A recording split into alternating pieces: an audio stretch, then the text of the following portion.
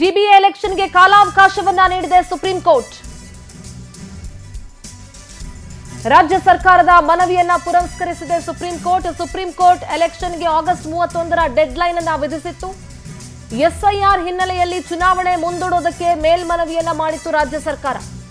ಸರ್ಕಾರದ ಮೇಲ್ಮನವಿಯನ್ನ ಪುರಸ್ಕರಿಸಿ ಸುಪ್ರೀಂನಿಂದ ಕಾಲಾವಕಾಶವನ್ನ ನೀಡಲಾಗಿದೆ. ಡಿಸೆಂಬರ್ 31ರವರೆಗೆ ಕಾಲಾವಕಾಶವನ್ನ ರಾಜ್ಯ ಸರ್ಕಾರ ಕೇಳಿಕೊಂಡಿತ್ತು. ಎಸ್ಐಆರ್ ನಡೀತಾ ಇದೆ, ಬಹುತೇಕ ಸಿಬ್ಬಂದಿಗಳು ಅದರಲ್ಲಿ ಬ್ಯುಸಿಯಾಗಿದ್ದಾರೆ. ಹಾಗಾಗಿ ಜಿಬಿಎ ಚುನಾವಣೆಯನ್ನ ನಡೆಸೋದಕ್ಕೆ ಕಷ್ಟ ಆಗುತ್ತೆ ಮತ್ತು ಎಸ್ಐಆರ್ ಪೂರ್ಣ ಪ್ರಮಾಣದಲ್ಲಿ ಆಗದೆ ಜಿಬಿಎ ಎಲೆಕ್ಷನ್ ಅನ್ನ ನಡೆಸೋದು ಕಷ್ಟ ಅಂತ. ಸೊ ಡಿಸೆಂಬರ್ ವೇಳೆ ಮತ್ತೆ ನೆಪ ಹೇಳಬೇಡಿ ಅಂತ ಹೇಳಿ ಸುಪ್ರೀಂ ಸೂಚನೆಯನ್ನ ಕೊಟ್ಟಿದೆ. ಅವಾಗ್ಲಿಂದ ನೆಪಗಳನ್ನ ಹೇಳ್ದಂಗೆ ಮತ್ತೆ ಡಿಸೆಂಬರ್ನಲ್ಲಿ ನೆಪ ಹೇಳಬೇಡಿ,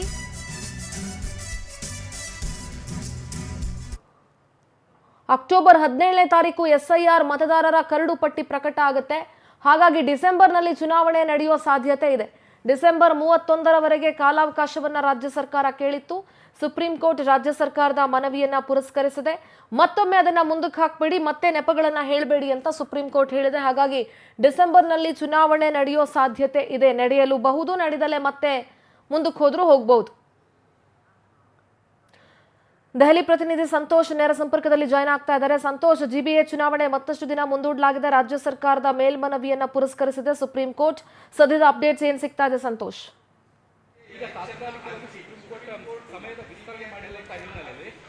ಸಿಂಧೂರ, ಪ್ರಮುಖವಾಗಿ ಏನು ಜಿಬಿಎ ಚುನಾವಣೆಗೆ ಸಂಬಂಧಪಟ್ಟಂತೆ ಈ ಹಿಂದೆ ಇದ್ದಂತಹ ಸರ್ಕಾರ ತೆಗೆದುಕೊಂಡಂತಹ ಕಾಲಾವಕಾಶ ಈ ತಿಂಗಳಿಗೆ ಅಂತ್ಯವಾಗ್ತಾ ಇತ್ತು. ಅದನ್ನ ಮುಂದೂಡಬೇಕು ಅನ್ನುವಂಥದಕ್ಕೆ ಸಂಬಂಧಪಟ್ಟಂತೆ ಈ ವಾರದ ಮೊದಲ ದಿನದಂದು ಒಂದು ಮನವಿಯನ್ನು ಕೂಡ ಸಲ್ಲಿಸಿದ್ದನ್ನು ಇಲ್ಲಿ ಗಮನಿಸಬೇಕಾಗುತ್ತೆ. ಆ ಒಂದು ಮನವಿಯಲ್ಲಿ ಡಿಸೆಂಬರ್ ಕೊನೆಯವರೆಗೂ ಕೂಡ ಕಾಲಾವಕಾಶವನ್ನ ಕೊಡಬೇಕು ಅನ್ನುವಂಥದ್ದನ್ನ ಕೇಳಿತ್ತು.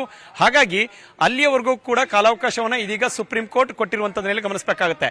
ಸಹಜವಾಗಿ ಸಾಕಷ್ಟು ಯೋಜನೆಗಳನ್ನ ರಾಜ್ಯ ಸರ್ಕಾರ ಈಗಾಗಲೇ ಹಮ್ಮಿಕೊಂಡಿರುವಂತದ್ದು. ಎಸ್ಐಆರ್ಗೆ ಸಂಬಂಧಪಟ್ಟಂತಹ ಪ್ರಕ್ರಿಯೆಗಳು ಕೂಡ ಈಗಾಗಲೇ ರಾಜ್ಯದಲ್ಲಿ ಚಾಲ್ತಿಯಲ್ಲಿವೆ. ಹಾಗಾಗಿ ಸಿಬ್ಬಂದಿಗಳು ಮತ್ತು ಅಧಿಕಾರಿಗಳು ಇಬ್ಬರು ಎಲ್ಲ ವಲಯದ ವರ್ಗಗಳೆಲ್ಲ ಅಧಿಕಾರಿಗಳು ಈಗಾಗಲೇ ಆ ಒಂದು ಕೆಲಸದಲ್ಲಿ ನಿರತರಾಗಿದ್ದಾರೆ. ಹಾಗಾಗಿ ಅವರ ಬಳಕೆಯನ್ನು ಮಾಡುವಂಥದ್ದು ತೀರಾ ಕಷ್ಟವಾಗುತ್ತೆ. ರಾಜ್ಯ ಚುನಾವಣಾ ಆಯೋಗವು ಕೂಡ ಇದೇ ಒಂದು ಮಾಹಿತಿಯನ್ನ ಸುಪ್ರೀಂ ಕೋರ್ಟ್ ಗಮನಕ್ಕೆ ಕೂಡ ತರುವಲ್ಲಿ ಯಶಸ್ವಿಯಾಗಿತ್ತು. ಈ ಕಾರಣದಿಂದಾಗಿ ಇದನ್ನ ಪರಿಗಣಿಸಿರುವಂತಹ ಸುಪ್ರೀಂ ಕೋರ್ಟ್ನ ಮುಖ್ಯ ನ್ಯಾಯಮೂರ್ತಿ ಸೂರ್ಯಕಾಂತ್ ನೇತೃತ್ವದ ತ್ರಿಸದಸ್ಯ ಪೀಠ ಇವತ್ತು ರಾಜ್ಯ ಸರ್ಕಾರಕ್ಕೆ ಸ್ಪಷ್ಟವಾದಂತಹ ಒಂದು ಮಾರ್ಗದರ್ಶನ ಮತ್ತು ಸೂಚನೆಯನ್ನು ಕೊಡುವಂತಹ ಪ್ರಯತ್ನವನ್ನು ಮಾಡಿರುವಂತದ್ದು. ಯಾಕೆಂತ ಹೇಳಿದ್ರೆ ಮುಂದಿನ ಹಂತದಲ್ಲಿ ಯಾವುದೇ ಕಾರಣಕ್ಕೂ ಕೂಡ ಡಿಸೆಂಬರ್ ಬಳಿಕ ಮತ್ತೆ ಜನವರಿಯಲ್ಲಿ ಈ ರೀತಿಯಾದಂತಹ ಒಂದು ಯಾವುದೇ ಒಂದು ಕೊರತೆಗಳನ್ನ ಇಟ್ಟುಕೊಂಡು ಮುಂದೆ ಬರಬಾರದು, ಜೊತೆಗೆ ಯಾವುದೇ ಒಂದು ಕಾಲಾವಕಾಶವನ್ನು ಕೇಳಬಾರದು ಅನ್ನುವಂಥ ಒಂದು ಸ್ಪಷ್ಟ ಸೂಚನೆಯನ್ನು ಇವತ್ತು ರಾಜ್ಯ ಸರ್ಕಾರಕ್ಕೆ ಕೊಟ್ಟಿರುವಂತದ್ದು. ಸಹಜವಾಗಿ ಅದಕ್ಕೆ ಪ್ರತಿ ಉತ್ತರವನ್ನ ಕೊಟ್ಟಂತ ರಾಜ್ಯ ಸರ್ಕಾರದ ಪರ ವಕೀಲರು ಮುಂದಿನ ಜನವರಿಯಲ್ಲಿ ಚುನಾವಣೆ ಮುಗಿದಂತಹ ಫಲಿತಾಂಶದ ಸಂಪೂರ್ಣ ಮಾಹಿತಿಯನ್ನು ತಮಗೆ ನೀಡ್ತೇವೆ ಅನ್ನುವಂಥ ಒಂದು ಮಾಹಿತಿಯನ್ನು ಈಗಾಗಲೇ ಕೊಟ್ಟಿರುವಂತದ್ದು. ಒಂದು ಸ್ಪಷ್ಟವಾಗುತ್ತೆ, ಎಲ್ಲ ರೀತಿಯಾದಂತಹ ಸಿದ್ಧತೆಗಳನ್ನು ರಾಜ್ಯ ಸರ್ಕಾರ ಇದೀಗ ಜಿಬಿಎ ಚುನಾವಣೆ ನಡೆಸುವುದಕ್ಕೆ ಸಿದ್ಧತೆಗಳನ್ನು ಮಾಡಿಕೊಂಡಿತ್ತು. ಆದರೆ ಎಸ್ಐಆರ್ ನಲ್ಲಿ ಭಾಗಿಯಾಗಿರುವಂತಹ ಸಿಬ್ಬಂದಿಗಳು ಮತ್ತು ಅಧಿಕಾರಿಗಳ ಒಂದು ಕೊರತೆಯಿಂದಾಗಿ ಈಗ ಮತ್ತಷ್ಟು ಕಾಲಾವಕಾಶವನ್ನು ಅಂದ್ರೆ 4-5 ತಿಂಗಳು ಮುಂದಕ್ಕೆ ಹಾಕುವಂತ ಕೆಲಸಕ್ಕೆ ಮುಂದಾಗಿದೆ. ಹಾಗಾಗಿ ಈ ಒಂದು 4-5 ತಿಂಗಳಿನಲ್ಲಿ ಎಲ್ಲ ರೀತಿಯಾದಂತಹ ಪ್ರಕ್ರಿಯೆಗಳನ್ನ ಚುನಾವಣಾ ಆಯೋಗ ತೆಗೆದುಕೊಂಡು ಹೋಗುತ್ತೆ. ಜೊತೆಗೆ ಯಾವುದೇ ರೀತಿಯಾದಂತಹ ಒಂದು ದೋಷಗಳಾಗದಂತೆ, ತೊಂದರೆಗಳಾಗದಂತೆ, ಅಡಚಣೆಗಳು ಆಗದಂತೆ ಚುನಾವಣಾ ಆಯೋಗ ಇದೀಗ ಎಲ್ಲ ಒಂದು ಕೆಲಸಗಳನ್ನು ಕೂಡ ಮಾಡಿಕೊಳ್ಳಲಿದೆ ಅನ್ನುವಂತ ಗಮನಿಸಬೇಕಾಗುತ್ತೆ. ಜೊತೆಗೆ ರಾಜ್ಯ ಸರ್ಕಾರವು ಕೂಡ ಮತ್ತೆ ಯಾವುದೇ ರೀತಿಯಾದಂತಹ ಕೋರ್ಟ್ಗೆ ಮತ್ತೊಂದು ಅರ್ಜಿಯನ್ನು ಸಲ್ಲಿಸಿ ಮತ್ತೆ ಕಾಲಾವಕಾಶ ಕೇಳೋದಕ್ಕೂ ಕೂಡ ಇಲ್ಲಿ ಅವಕಾಶಗಳಿಲ್ಲ ಅನ್ನೋದನ್ನ ಸ್ಪಷ್ಟವಾಗಿ ಹೇಳಿದೆ. ಯಾಕೆಂತ ಹೇಳಿದ್ರೆ ಈ ಹಿಂದೆ ಜುಲೈ ಅಂತ್ಯದ ಒಳಗಾಗಿ ಜಿಬಿಎ ಚುನಾವಣೆಯ ಫಲಿತಾಂಶಗಳು ಎಲ್ಲವೂ ಕೂಡ ಮುಗಿದಿರಬೇಕು ಅನ್ನುವಂತ ಒಂದು ಸ್ಪಷ್ಟ ಆದೇಶ ಕೊಟ್ಟಿತ್ತು. ಅದನ್ನ ಮರು ಪ್ರಶ್ನಿಸಿ ಮತ್ತೊಂದು ಮೇಲ್ಮನವಿಯನ್ನು ಸಲ್ಲಿಸಿ ಇದೀಗ ಡಿಸೆಂಬರ್ ಅವರೆಗೆ ಕಾಲಾವಕಾಶವನ್ನ ರಾಜ್ಯ ಸರ್ಕಾರ ಪಡೆದುಕೊಂಡಿದೆ. ಸಿಂಧೂರ, ಸಂತೋಷ್, ಈಗ ಆಲ್ರೆಡಿ ಆಗಸ್ಟ್ 31ರ ಡೆಡ್ಲೈನ್ ಅನ್ನ ಕೊಟ್ಟಿತ್ತು. ಇದು 2ನೇ ಡೆಡ್ಲೈನ್ ಆಯ್ತು. ಈಗ ಮತ್ತೊಮ್ಮೆ ಸರ್ಕಾರ ಇದನ್ನ ಡಿಸೆಂಬರ್ ವರೆಗೂ ಮುಂದೂಡಬೇಕು ಅಂತ ಹೇಳಿ ಕೇಳ್ತಾ ಇದೆ. ಡಿಸೆಂಬರ್ ಅಲ್ಲಿ ಮತ್ತೆ ಏನಾದ್ರೂ ನೆಪಗಳನ್ನ ಹೇಳಬೇಡಿ ಅಂತ ಈಗ ಆಲ್ರೆಡಿ ಸುಪ್ರೀಂ ಕೋರ್ಟ್ ನಿರ್ದೇಶನವನ್ನ ಕೊಟ್ಟಿದೆ. ಮತ್ತೊಮ್ಮೆ ನೆಪಗಳನ್ನ ಹೇಳ್ಕೊಂಡು ಮುಂದಕ್ಕೆ ಹಾಕುವಂತ ಕೆಲಸ ಬೇಡ ಅಂತ ಹೇಳಿದೆ. ಸೊ ಇದ್ರ ಬಗ್ಗೆ ಏನ್ ಹೇಳ್ತೀರಿ?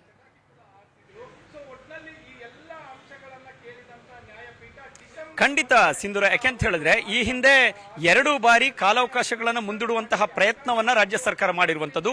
ಇದೀಗ ಎಸ್ಐಆರ್ ಅನ್ನ ಆಲ್ರೆಡಿ ರಾಜ್ಯದಲ್ಲಿ ಚಾಲ್ತಿಯಲ್ಲಿ ಇಟ್ಟಿರುವಂತಹ ಸರ್ಕಾರಕ್ಕೆ ಇದು ಸ್ಪಷ್ಟವಾಗಿ ಕೊಡೋದಕ್ಕೆ ಕಾರಣ ಅನ್ನುವಂಥದ್ದನ್ನು ಕೂಡ ಅರಿತುಕೊಂಡೇ ರಾಜ್ಯ ಸರ್ಕಾರ ಸುಪ್ರೀಂ ಕೋರ್ಟ್ ನಲ್ಲಿ ಒಂದು ಜಿಬಿಎ ಚುನಾವಣೆಯನ್ನು ಮುಂದೂಡೋದಕ್ಕೂ ಕೂಡ ಈಗ ಕಾಲಾವಕಾಶ ಕೇಳೋದಕ್ಕೆ ಇದೊಂದು ಅಸ್ತ್ರವನ್ನಾಗಿ ಬಳಸಿಕೊಂಡಿದೆ.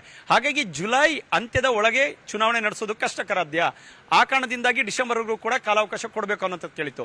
ಅದಕ್ಕೆ ಅದಕ್ಕೆ ಪುಷ್ಟಿ ನೀಡುವಂತೆ ರಾಜ್ಯ ಚುನಾವಣಾ ಆಯೋಗವು ಕೂಡ ಕೆಲವೊಂದಿಷ್ಟು ಮಾಹಿತಿಗಳನ್ನ ಸುಪ್ರೀಂ ಕೋರ್ಟ್ಗೆ ಕೊಡುವಂತ ಪ್ರಯತ್ನ ಮಾಡಿದೆ. ಅದನ್ನ ಪರಿಗಣಿಸಿರುವಂತಹ ಸುಪ್ರೀಂ ಕೋರ್ಟ್ ಮುಂದೆ ಯಾವುದೇ ನಿಟ್ಟಿನಲ್ಲೂ ಕೂಡ ಮತ್ತೆ ಯಾವುದೇ ಕಾರಣಗಳನ್ನು ತೆಗೆದುಕೊಂಡು ಬಂದು ಚುನಾವಣೆಯನ್ನು ಮುಂದೂಡುವಂತಹ ಪ್ರಕ್ರಿಯೆಗಳು ಆಗಬಾರ್ದು. ಹಾಗಾಗಿ ಇದು ಡಿಸೆಂಬರ್ ಅಂತ್ಯದ ಒಳಗಾಗಿ ಎಲ್ಲ ರೀತಿಯಾದಂತಹ ಪ್ರಕ್ರಿಯೆಗಳು ಪೂರ್ಣಗೊಳ್ಳಬೇಕು ಅನ್ನುವಂಥದ್ದನ್ನು ಕೂಡ ಸ್ಪಷ್ಟವಾಗಿ ಹೇಳಿದೆ. ಜೊತೆಗೆ ಸಲಹೆ ಸೂಚನೆಯನ್ನು ಕೂಡ ಕೊಟ್ಟಿದೆ. ಅದಕ್ಕೆ ಪ್ರತಿ ಉತ್ತರವನ್ನ ರಾಜ್ಯ ಸರ್ಕಾರದ ಪರ ವಕೀಲರು ಕೊಟ್ಟಿರುವಂಥದ್ದು ಸ್ಪಷ್ಟವಾಗಿ ಜನವರಿಯ ಆ ಒಂದು ಮೊದಲಾರ್ಧದಲ್ಲಿ ಮುಂದಿನ ಈ ಒಂದು ಡಿಸೆಂಬರ್ ಅಂತ್ಯದ ಒಳಗಾಗಿ ನಡೆಯಲಿರುವಂತಹ ಜಿಬಿಎಚ್ ಚುನಾವಣೆಗೆ ಸಂಬಂಧಪಟ್ಟಂತ ಎಲ್ಲ ಪ್ರಕ್ರಿಯೆಗಳ ಫಲಿತಾಂಶವನ್ನು ತಮ್ಮ ಮುಂದೆ ಇಡ್ತೇವೆ ಅನ್ನುವಂಥದ್ದನ್ನು ಕೂಡ ಹೇಳಿದ್ದಾರೆ. ಹಾಗಾಗಿ ಸುಮಾರು 3 ರಿಂದ 5 ನಿಮಿಷಗಳ ಅಂತರದಲ್ಲಿ ನಡೆದಂತಹ ವಾದ ಪ್ರತಿವಾದಗಳಿತ್ತು.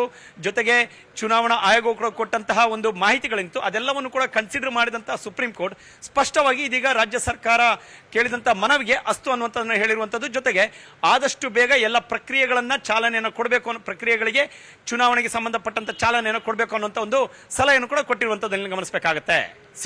ಸಂತೋಷ್, ಥ್ಯಾಂಕ್ ಯು ನಿಮ್ಮೆಲ್ಲ ಡೀಟೇಲ್ಸ್ಗಾಗಿ.